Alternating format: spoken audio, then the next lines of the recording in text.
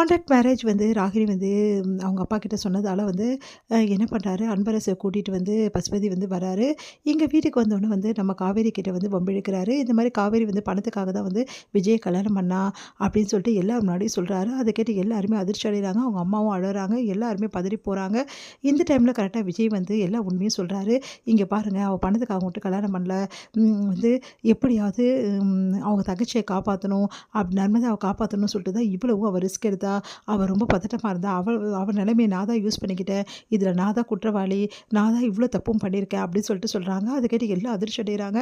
உன்னை வந்து இதெல்லாம் உண்மையாடி சொல்லிடி அப்படின்னு சொல்லிட்டு சாரதா அழறாங்க.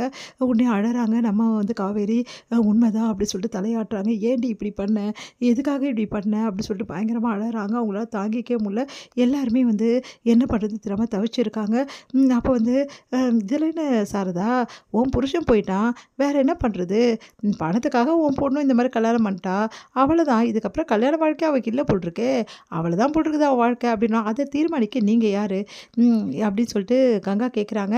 உடனே வந்து என்ன கங்கா, டைலர் அம்மா உனக்கு ரொம்ப தான் கோவம் வருது, உண்மை என்னன்னா ஏதோ விஜயோட அந்த அக்ரிமெண்ட்டு முடிஞ்சு போச்சு, இதுக்கப்புறம் உன் தங்கச்சி நீ தான் உங்கள் கூட தான் வச்சுக்கணும், காசுக்காக ஒரு கல்யாணம் பண்ணி வாழ வேண்டியா வீட்டுக்கு வர போகிறா, பாவம் தான் உண்மையிலேயே, என்ன பண்ணுறது, என் பொண்ணு வந்து வாழ்க்கையை நாசம் பண்ணால, அதுக்கு வேணும் தான் அப்படின்னு சொல்கிறாரு. அதெல்லாம் கேட்டு தாத்தா செமையாக டென்ஷன் ஆகிறாரு. நிறுத்துறீங்களா அப்படின்றாரு. எனக்கு இந்த விஷயம் முன்னாடியே தெரியும் அப்படின்னு ஒன்று அதிர்ச்சியடைய சார்ந்தாங்க.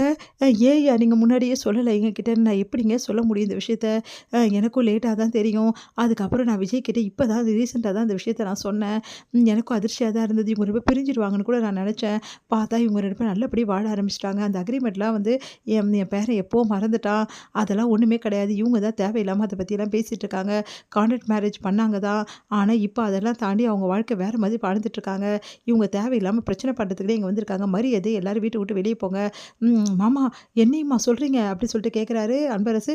முதல்ல உங்களை தான் சொல்கிற மாப்பிள்ள, நீங்கள் பண்ணது கொஞ்சம் கூட சரியில்லை, தேவையில்லாமல் இவர் கூட பழகி இவரை மாதிரி மாறின்னு வரீங்க, எல்லாருமே கிளம்பி போங்க, எங்கள் வீட்டு விஷயத்தை நாங்கள் பார்த்துக்குறோம், உங்கள் வீட்டு விஷயத்தில் நாங்கள் தலையில்லை, தேவையில்லாமல் பண்ணிட்டு இருந்தீங்கன்னா அப்புறம் அவ்வளோதான் தாத்தா சத்தம் போடுறாரு.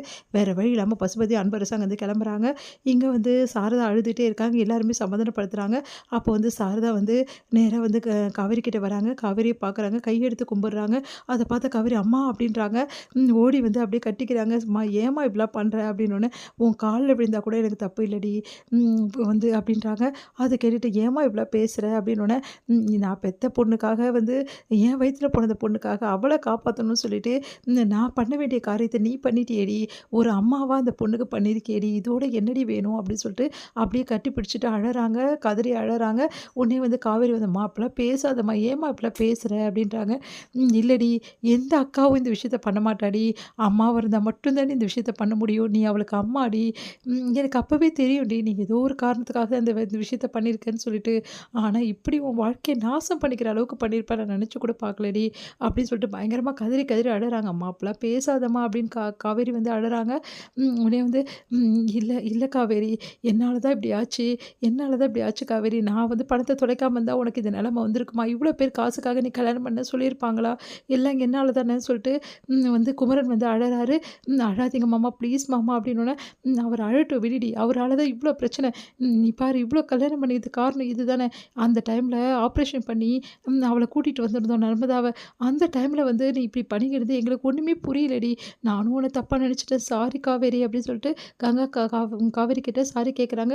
ஏன்க்கா நீ வேறக்கா அப்படின்னோடனே, இல்லடி இந்த நிலமையில உன்னை நான் யோசிச்சிருக்கணும், அம்மா அப்போவே சொல்லிச்சுடி, நீ என் பொண்ணு வந்து கல்யாணம் பண்ணியிருக்கானா அதுக்கு ஏதாவது ஒரு காரணம் கண்டிப்பாக இருக்கும், அவள் சுயநிலைமே அவளுக்கு தெரியாது அப்படின்னு சொல்லிட்டு சொல்லிச்சுடி, நாங்கள் தாண்டி உன்னை நம்பலை, அக்கா சாரிக்கா அப்படின்னு சொல்லிட்டு கேட்குறாங்க. யமுனாவும் ஏய் விடுடி அப்படின்னோடனே எல்லாரும் அழறாங்க.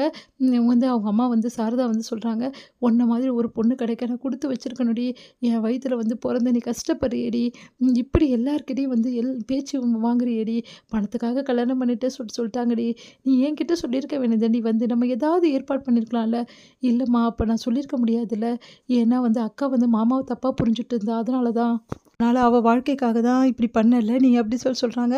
உடனே வந்து சாரி காவேரி அப்படி சொல்லிட்டு கங்கா போய் ஓடி போய் கட்டிக்கிறாங்க. எல்லாருமே கட்டிட்டு அழுறாங்க. இதை பார்த்து விஜய் கண் கலங்கி நிற்கிறாரு.